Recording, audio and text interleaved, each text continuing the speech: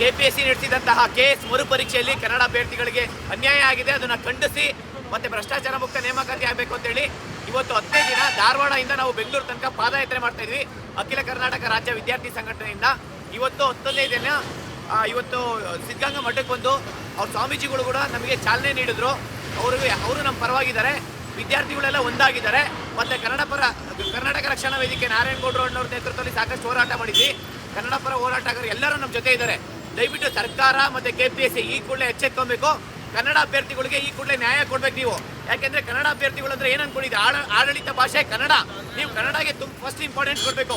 ನೀವು ಕನ್ನಡದಲ್ಲಿ ಲೋಪದೋಷ ಮಾಡಿರೋದು, ನೀವು ಕನ್ನಡದವ್ರಿಗೆ ಈ ಕೂಡಲೇ ನ್ಯಾಯ ಕೊಡಬೇಕು. ಮಾನ್ಯ ಮುಖ್ಯಮಂತ್ರಿ ಸಿದ್ದರಾಮಯ್ಯ ಸರ್ಗೆ ನೀವು ಸದನದಲ್ಲಿ ಹೇಳಿದ್ರಿ, ನೀವು ಕನ್ನಡ ಅಭ್ಯರ್ಥಿಗಳಿಗೆ ನ್ಯಾಯ ಕೊಡ್ತೀನಿ ಅಂತೇಳಿ.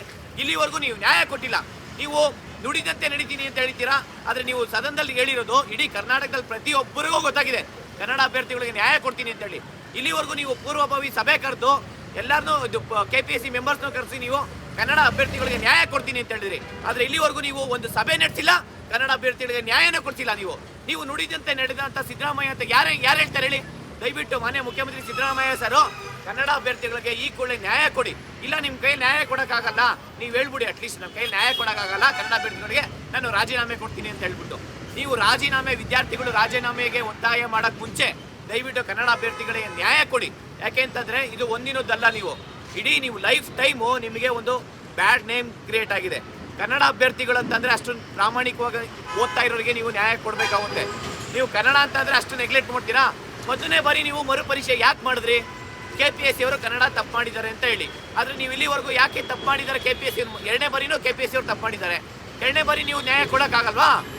ನೀವು ಮೊದಲನೇ ಬಾರಿ ನ್ಯಾಯ ಕೊಟ್ಟಿದ್ದೀರಾ ಅಂತಂದರೆ ಎರಡನೇ ಬಾರಿನೂ ನ್ಯಾಯ ಕೊಡಬೇಕು. ಮಾನ್ಯ ಮುಖ್ಯಮಂತ್ರಿ ಸಿದ್ದರಾಮಯ್ಯ ಸರ್ ಹತ್ರ ನಾನು ಕೇಳ್ಕೊಳ್ಳೋದೇನೆಂದರೆ ಎಲ್ಲ ವಿದ್ಯಾರ್ಥಿಗಳ ಪರವಾಗಿ ನಿಂತ್ಕೊಂಡು ಅವರಿಗೆ ನ್ಯಾಯ ಕೊಡಿ ಅಂತ ಕೇಳ್ತಾ ಇದ್ದೀನಿ. ಇವತ್ತು ಸ್ವಾಮೀಜಿ ಕೂಡ ನಮ್ಮ ಪರವಾಗಿ ನಿಂತ್ಕೊಂಡು ಚಾಲನೆ ಮಾಡಿದ್ದಾರೆ. ಅವರು ಕೂಡ ಮರುಪರೀಕ್ಷೆ ಮಾಡಿ ಅಂತ ಆದೇಶ ಮಾಡಿದ್ದಾರೆ. ನೀವು ಸ್ವಾಮೀಜಿಗಳನ್ನೇ ಆದೇಶ ಮಾಡಿದ್ದಾರೆ ಅಂತಂದರೆ ವಿ ಆರ್ ದ ಸುಪ್ರೀಂ.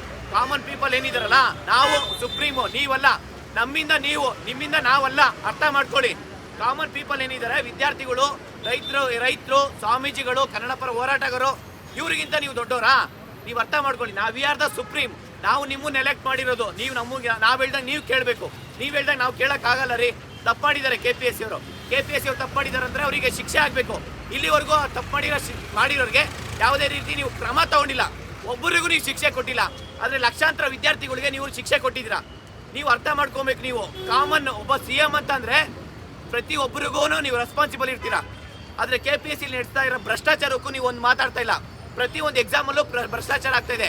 ನೀವು ನೇಮಕಾತಿ ವಿಳಂಬ ಮಾಡಿದ್ದೀರಾ. 6 ತಿಂಗಳಾಯಿತು, ಯಾವುದೇ ಒಂದು ನೋಟಿಫಿಕೇಶನ್ ಮಾಡಿಲ್ಲ. ಪ್ರತಿಯೊಂದು ಆಗಿರೋ ನೋಟಿಫಿಕೇಶನ್ ಎಲ್ಲದರಲ್ಲೂ ಭ್ರಷ್ಟಾಚಾರ. ಒಂದು ನೋಟಿಫಿಕೇಶನ್ ಬಂದರೆ ಬಿಟ್ಟರೆ ಅದಕ್ಕೆ ಒಂದು ಟೈಮ್ ಟೇಬಲ್ ಇರಲ್ಲ. ನಿಮ್ಮ ಒಂದು ಅವಧಿ ಅಂತ 5 ವರ್ಷ ಇರುತ್ತೆ. ನಿಮ್ಗೆ ಒಂದು ಟೈಮ್ ಲಿಮಿಟ್ ಇರುತ್ತೆ. ಆದರೆ ಒಂದು ನೋಟಿಫಿಕೇಶನ್ ಬಿಟ್ಟರೆ there is no time limit ಅದಕ್ಕೆ. ದಯವಿಟ್ಟು ಈ ಕೂಡಲೇ ಪ್ರತಿಯೊಂದು ಎಕ್ಸಾಮ್ಸಲ್ಲೂ ಅದಕ್ಕೆ ಒಂದು ಟೈಮ್ ಲಿಮಿಟ್ ಇರಬೇಕು. ವಿದ್ಯಾರ್ಥಿಗಳು 20 ವರ್ಷಕ್ಕೆ ಬರ್ತಾರೆ, 40 ವರ್ಷ ಆದರೂ ಇಲ್ಲೇ ಓದ್ಕೊಂಡಿರ್ಬೇಕು ಅವರು. ಒಂದು ಟೀಚರ್ಸ್ ನೋಟಿಫಿಕೇಶನ್ ಆಗಿಲ್ಲ, ಒಂದು PSI ನೋಟಿಫಿಕೇಶನ್ ಆಗಿಲ್ಲ. ನೀವು ಮತ್ತೆ ಇನ್ನೇನು ಮಾಡಬೇಕು? ಒಂದು FD ST ನೋಟಿಫಿಕೇಶನ್ ಆಗಿ ವರ್ಷಾನುಗಟ್ಟಲೆ ಆಗಿದೆ. ಎಷ್ಟು ವರ್ಷ ಆಗಿದೆ ಗೊತ್ತಾ? 6-7 ವರ್ಷ ಆಗಿದೆ ಒಂದು FD ST ನೋಟಿಫಿಕೇಶನ್ ಆಗಿ. ಟೀಚರ್ಸ್ ನೋಟಿಫಿಕೇಶನ್ ಆಗಿ 10 ವರ್ಷ ಆಗಿದೆ. ಇಲ್ಲಿವರೆಗೂ ಒಂದು ನೋಟಿಫಿಕೇಶನ್ ಮಾಡಿಲ್ಲ. ಎಷ್ಟು ಭಿಕ್ಷೆ ಬೇಡಬೇಕಾ? ಇಲ್ಲಿ ಓದಕ್ಕೆ ಬಂದವರು 10 ವರ್ಷ ಓದ್ಕೊಂಡಿದ್ದು ಟೀಚರ್ ಆಗಬೇಕು ಅಂತ ಹೇಳ್ಬಿಟ್ಟು 10 ವರ್ಷ ಮತ್ತೆ ಎಲ್ಲೋ ಬೇಕು ಹೇಳಿ ಅವರು? ಬೇರೆ ಕೆಲಸ ಕೊಡಲ್ಲ ಸರ್ ನಿಮಗೆ. ಅರ್ಥ ಮಾಡ್ಕೊಳ್ಳಿ. ಕಾಂಪಿಟೇಟಿವ್ ಎಕ್ಸಾಮ್ಸ್ ನಿರುದ್ಯೋಗ ಸೃಷ್ಟಿ ಮಾಡಿದೆ. ವರ್ಷ ಲಕ್ಷಾಂತರ ವಿದ್ಯಾರ್ಥಿಗಳು ಈ ಕಾಂಪಿಟೇಟಿವ್ ಎಕ್ಸಾಮ್ ಬರ್ತಾರೆ. ಏನಕ್ಕೆ ಬರ್ತಾರೆ ಹೇಳಿ? ಒಂದು ಸರ್ಕಾರ ನೋಟಿಫಿಕೇಶನ್ ಮಾಡಿ ಒಳ್ಳೇದಾಗುತ್ತೆ ಅಂತ ಹೇಳಿ. ಆದರೆ ಇಲ್ಲಿವರೆಗೂ ಯಾವುದೋ ಒಂದು ನೋಟಿಫಿಕೇಶನ್ ಆಗಿಲ್ಲ. ಆಗಿರೋ ನೋಟಿಫಿಕೇಶನ್ ಭ್ರಷ್ಟಾಚಾರ. ನೀವು ಭ್ರಷ್ಟಾಚಾರ ಮುಕ್ತ ನೇಮಕಾತಿ ಮಾಡಿ ಫಸ್ಟು. ಮತ್ತೆ ಲಕ್ಷಾಂತರ 2,72,000 ಹುದ್ದೆ ಖಾಲಿ ಇದೆ ಅಂತ ಹೇಳ್ತೀರಾ. ಪ್ರತಿ ಒಂದು ವರ್ಷನೂ ಬಜೆಟಲ್ಲಿ ಹೇಳ್ತೀರಾ ನಮಗೆ ಸೆಷನ್ ಒಳಗೆ 2,70,000 ಹುದ್ದೆ ಖಾಲಿ ಇದೆ, 2 ಲಕ್ಷ ಹುದ್ದೆ ಖಾಲಿ ಇದೆ ಅಂತ. 2.5 ಲಕ್ಷ ಹುದ್ದೆ ನೀವು ಬಂದು 1 ವರ್ಷದಲ್ಲಿ ನೋಟಿಫಿಕೇಶನ್ ಮಾಡ್ತೀನಿ ಅಂತ ಹೇಳಿದ್ರೆ ಎಲ್ಲಿ ಮಾಡಿದಿರಾ?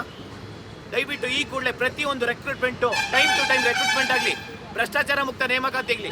ಪ್ರತಿಯೊಂದು ಕಡೆ ಹೋಗಿ ನೋಡಿ, ಪ್ರಾಮಾಣಿಕವಾಗಿ ಹಗಲು ರಾತ್ರಿ ವಿದ್ಯಾರ್ಥಿಗಳು ಈ ಊಟ ನೀರು ಎಲ್ಲ ಬಿಟ್ಟು, ಮನೆ ಮಠ ಎಲ್ಲ ಬಿಟ್ಬಿಟ್ಟು ಲೈಬ್ರರಿಯಲ್ಲೇ ಕುತ್ಕೊಂಡು ಹೋಗ್ತಾ ಇದ್ದಾರೆ.